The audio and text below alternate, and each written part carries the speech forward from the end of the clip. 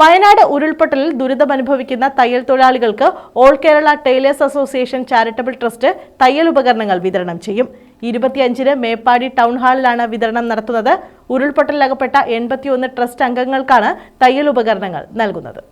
വയനാട് ഉരുൾപൊട്ടലിൽ ദുരിതമനുഭവിക്കുന്ന തയ്യൽ തൊഴിലാളികൾക്ക് all Kerala tailors association charitable trust തയ്യൽ ഉപകരണങ്ങൾ നൽകും. 25-ന് മേപ്പാടി ടൗൺ ഹാളിലാണ് തയ്യൽ ഉപകരണങ്ങളുടെ വിതരണം നടക്കുന്നതെന്ന് ബന്ധപ്പെട്ടവർ അറിയിച്ചു.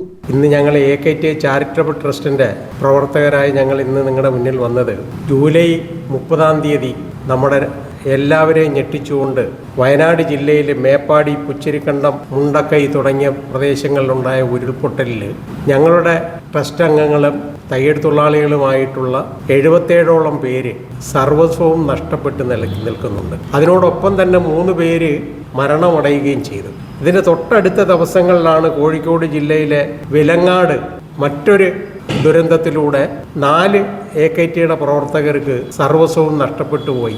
ഇതിൽ ഈ പറഞ്ഞ 77, 4, 81 പേരിൽ മഹാഭൂരിപക്ഷം കുടുംബങ്ങളിലും 2 മാത്രമേ ശേഷിക്കുന്നുള്ളൂ. ബാക്കിയൊക്കെ കുടുംബാംഗങ്ങളും നഷ്ടപ്പെട്ടു പോയ അതിദാരുണമായ ഒരു സംഭവം.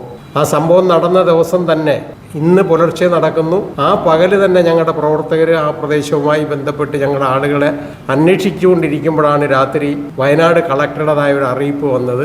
ഈ ആളുകളെ കൊണ്ടുപോയി താമസിപ്പിക്കുന്നിടത്ത് ശുദ്ധജലത്തിൻ്റെ ക്ഷാമമുണ്ടെന്ന്. അപ്പോൾ ആ ഫസ്റ്റിൽ അവിടെ ഒരു സന്നദ്ധ പ്രവർത്തനം എന്ന നിലയിൽ ഞങ്ങളുടേതായിട്ട് തന്നെ 2000 ബോട്ടിൽ വെള്ളവും ബിസ്ക്കറ്റും ലഘുഭക്ഷണങ്ങളും ഒക്കെ ആയിട്ട് തുടങ്ങിയ ആ പ്രവർത്തനങ്ങളെ തുടർന്ന് ഇവരെ പുനരധിവസിപ്പിക്കുന്നതിനാവശ്യമായ കർമ്മ പദ്ധതികൾ ആവിഷ്കരിച്ചതിൽ ഇത്രയും പേർക്കും ഉരുൾപൊട്ടലിലകപ്പെട്ട 81 ട്രസ്റ്റ് അംഗങ്ങൾക്കാണ് power machine, cutting table, stool, കത്രിക, ടേപ്പ് തുടങ്ങിയ തയ്യൽ ഉപകരണങ്ങൾ നൽകുന്നത്.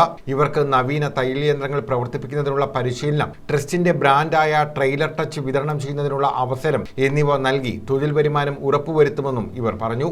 ജീവിതങ്ങൾ പച്ചപിടിച്ചു വരുമ്പോഴേ ഇവർക്ക് തൊഴിലുണ്ടാകും. അതുവരെ ഇവരുടെ നിത്യജീവിതത്തിന് ഈ തൊഴിൽ കൊടുത്ത് സഹായിക്കണമെന്നുള്ള ഒരു കർമ്മ പദ്ധതിയുമായിട്ടാണ് നമ്മുടെ സംഘടന, നമ്മുടെ ട്രസ്റ്റ് 2006 മുതൽ പ്രവർത്തിച്ചു വരുന്ന വിവിധങ്ങളായ ജീവകാരുണ്യ പ്രവർത്തനങ്ങളിലെ ഏറ്റവും മഹത്തായ ഒരു കർമ്മ പദ്ധതിയായി ഞങ്ങൾ ഇതിനെ നോക്കിക്കാണുകയാണ്. 18-ലും 19-ലും പ്രളയം ഉണ്ടായപ്പോഴൊക്കെ അതിനിരയായവർക്കൊക്കെ വളരെ പെട്ടെന്ന് തന്നെ അവരെ കരങ്ങളിലേക്ക് സഹായങ്ങൾ എത്തിപ്പിക്കുവാനും അവരെ നിലനിർത്തുവാനും നിലകൊണ്ട ഒരു ട്രസ്റ്റ് എന്ന നിലയിൽ ഇത് വളരെ വിജയപ്രദമാക്കി കൊണ്ടുപോകണമെന്നുള്ളതാണ് ഞങ്ങളുടെ ആഗ്രഹം.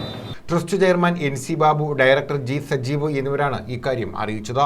News bureau, Kundara.